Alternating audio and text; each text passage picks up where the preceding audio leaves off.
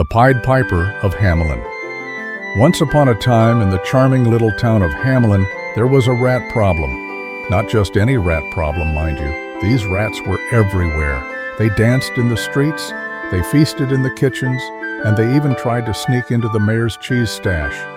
The people of Hamelin were fed up. They were angry.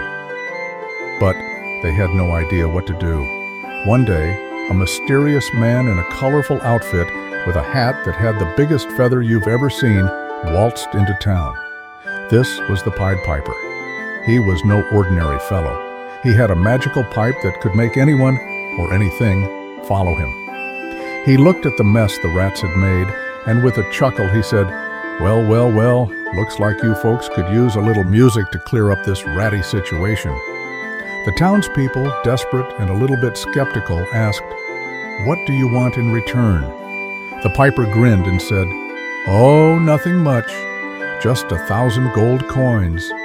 The mayor, not too happy about parting with his gold, grumbled, but agreed.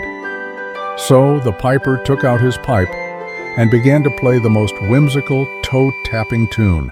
And just like that, every single rat in Hamelin perked up their ears and started to follow him. They danced and pranced, wiggling their little tails as the piper led them out of town and straight into the river. Splash! Every last one of them disappeared, never to be seen again. The townspeople were overjoyed. But the mayor, being a bit of a cheapskate, decided to double-cross the piper. 1,000 gold coins? He scoffed. "For playing a silly little tune? I'll give you 50, and you should be happy with that." The piper wasn't too pleased. In fact, he was downright angry. "You want to cheat me?" he fumed. "Fine, but you won't like what happens next." With a huff, he started playing his pipe again, but this time the tune was different, mysterious, enchanting, and almost eerie. And who should follow him this time? Not the rats, oh no, but all the children of Hamelin. They skipped and giggled as they followed the piper out of town and into the hills.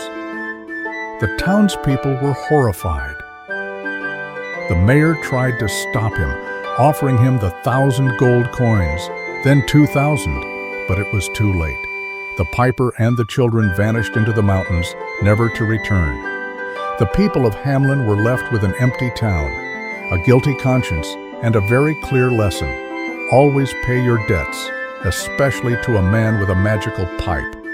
And that, my friends, is the story of the Pied Piper of Hamelin.